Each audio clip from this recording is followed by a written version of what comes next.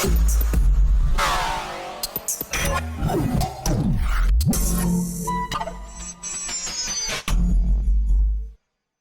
97, John Legend, the legend himself. I'm here. You made it. I made it. Hey, man, thank you for coming by. I'm so happy to be back. It's been a while. Now, let's talk about some music. Yes, we got new music, and it's been like 3 years since I put my last album out. So it's been a while, and I knew it was about time for me to get some new music out. So here we are. I'm so excited for the new single, Love Me Now. Yep.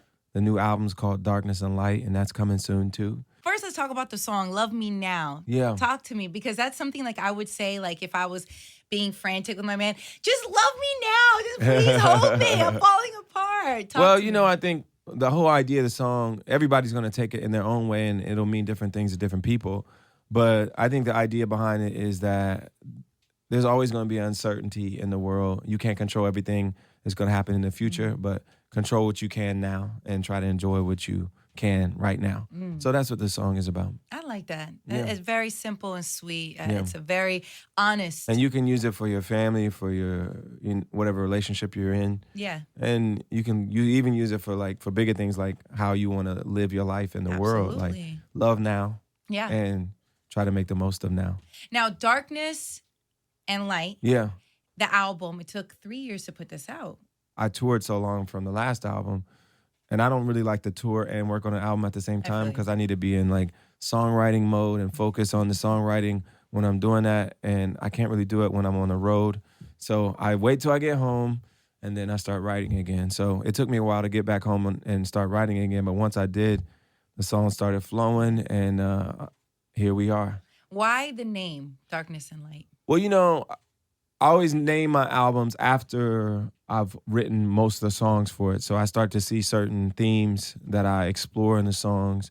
And I think a lot of the songs use those exact words, darkness and light, but also the kind of larger concept of trying to find light in the darkness, because there's always trouble around us. There's always uncertainty. There's always, things that make us worried, Yeah. And you try to find that light in your life, whatever it is, your loved ones, whatever it is, music. Yeah.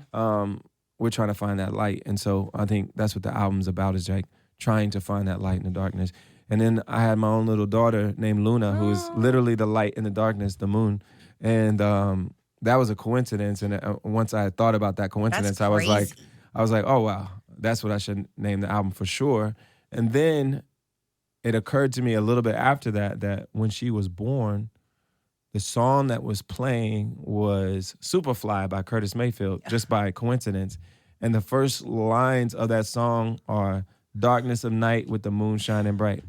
So I was like, okay. Yep. That's the title. It's meant to be. Now, who's on the album? Miguel, Chance, and Brittany Howard from Alabama Shakes are all on the album. We have Kamasi Washington on the sax, produced by Blake Mills, Pino Palladino on the bass, and Chris Dave on the drums. Some really just talented people, some of the best people at what they do in the business. And we just tried to make great music that we could all be proud of. You're not just an artist, an activist. You've been very vocal about things going on, especially socially, man. And I think it's important that we hear this from our leaders. What are your thoughts right now when you are looking at the presidential candidates and social injustices going around? Well, when it comes to presidential candidates, I think Donald Trump is uniquely unqualified, uniquely a negative influence on the world. He's a proven racist, proven misogynist, doesn't have the understanding of how the government works or how the world works. And I am very much hoping that he does not get elected president. I think he'd be dangerous for the world. And I'm supporting Hillary Clinton. Yeah. So, everybody's got to make their own choice.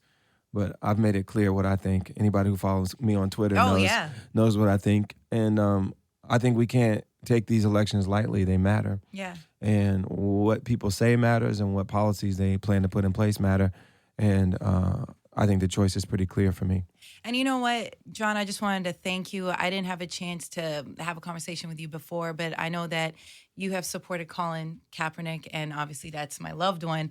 And I know when hard times occur, people are scared to support those who are doing something so brave. But you were really the first person publicly to have addressed the anthem and other issues. I was addressing it from a couple angles. First of all, I support his right to protest. That might be your choice for how you want to protest, right? And or the issue you want to protest about. But he came at it very authentically. He said, "This is an issue that really concerns me, and I'm not hurting anyone. I'm going to peacefully protest by kneeling or sitting when the anthem is being played, because I want to bring light to this issue that really concerns me and is really impacting people's lives." Some people were so upset with his form of protest that they were madder at him for protesting than they were at the things he was protesting, which is people getting shot by the police who are supposed to protect us, and the police not getting in any trouble for it. So my issue was, are you more concerned about those lives being lost, or are you concerned about someone kneeling, peacefully protesting? And I found that it was a shame that so many people were so mad at him. They were issuing him death threats, issuing kids around the country at high schools and colleges who were doing the same thing, death threats. So you're basically saying you're so offended by their peaceful protest that you're going to threaten their lives, but you think they're wrong for protesting when kids are getting shot by the cops. Obviously, you know where I stand on that, and it's pretty clear that no matter if you agree with his form of protest, his right to protest is undeniable, and that's what makes this country what it is. That's part of what makes it a democracy. That's part of what makes us free. And I support his right to do that. That's amazing. And I think it's important that people understand that message. And you said it so perfectly. And when he decided to kneel, he wanted to make sure that people understood this isn't about military men and military women and their military families. Has nothing to do with that. This is at all. That's why he's kneeling to continue to show support to them. But at the same time, we see Terrence Crutcher. We're seeing these senseless And you don't have killings. to love your country so much that you can't call out flaws. Yeah. In fact, I would argue that loving your country means that you call out flaws, means you want to make this country as free as it can be, as just as it can be, as righteous as it can be. If you really love the country, then you support whatever steps we can take to make it a better place. And so that includes protesting injustice. And if your love for the country doesn't include that, then it's not a complete love. Do you get backlash at all for addressing social issues through your art? Of course I do. Oh, really? But you just gotta take it. When you speak out, especially in elections, because almost by definition, at least 40% are going to be supporting the other side of whatever argument you have. And so some of them believe that the best way to respond is by attacking you as a person and not really engaging with your argument. And so some people will call you all kinds of names and wish all kinds of evil things on you just because you disagree with them or you don't support the candidate that they like. But I'm not going to stop saying what I believe just because some people don't agree with me. I believe that as a citizen of this country and someone who really genuinely wants it to be the best place it can be, that I have to say, which candidate I think is in better position to do that and is presenting plans that I think are better for the country. And I also have to speak out against people that are sowing hate and divisiveness and making the country a more fearful and dangerous place. And you know what, John, you take this in such, you embody everything that you do, even socially, even with the work you do, like Get Lifted and the stuff that you're doing behind the scenes, which people might not know. Yeah, well, we try to make film and TV that makes the world more interesting and more beautiful and informs people about our history and how to see each other differently. And we try to make great projects that really speak to people. And we've done it in TV with Underground. We've done it in film with Southside With You. We have a new film that we executive produced called La La Land, which is just a beautiful musical about love and about art and what it means to pursue your dreams. Now, you actually have a role in that. Yeah, I have a role in the film, and I wrote a song for it, and our company co-executive produced it. So I'm excited about that.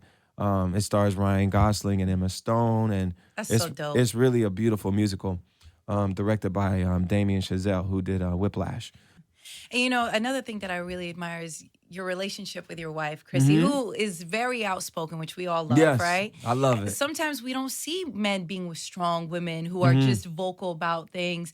Do you ever look back and be like, damn, but we really went hard today on Twitter. We just banged on everybody. I'm Chrissy's biggest fan on Twitter. I love following her. I'm like liking her, retweeting her. She's really smart and witty and bold, and I love her for it. Gosh, that's so awesome. And being a father now, what's been the hardest thing for you, this new chapter in your life? It's hard because you're just learning. It's a brand new experience, and you never had to take care of a tiny human before. Like, they're completely vulnerable and dependent on you, and you've never done it before. Yeah. So, you try to take all the advice you can from the baby nurse and the nanny and the grandma and mother-in-law and all of that, and you just try to be the best parent you can be. And you're just learning. You're learning as a couple how to be a good parent, but you're also learning how it affects you as a couple and how you have to shift things as a couple to accommodate having a baby. And it's all a learning experience, and you just try to grow from it. And we're gonna hear this on the album, right? You'll hear me talking about all of that. Not as kind of unpoetically as I just did. Yeah, I'm changing diapers. Yeah. But you'll definitely hear me. I wrote a song for my daughter. Oh my gosh. And then, of course, I wrote love songs about what it feels like to be in a relationship and where I am in my own relationship. And then some songs aren't really directly autobiographical, but they just represent, my perspective on love. And then my perspective on the world, too. Do we have a date for the album yet? We'll have it very soon. It's coming soon. Very soon. Yes. Before you go, do you sing to your daughter? Yeah. Oh my gosh, is this the cutest ever? Well, we're just trying to calm her down most of the time. She doesn't cry like an exorbitant amount, but she, every baby cries. Yeah. And so I try to dance and sing to her and try to get her to calm down. And sometimes it works. Thank you so much for being here, John. My pleasure. Legend. It's so great to talk to you. My pleasure. Thank you for all the substance that you give us in this world, and we really, really support you. Thank you very much. Of course. My pleasure.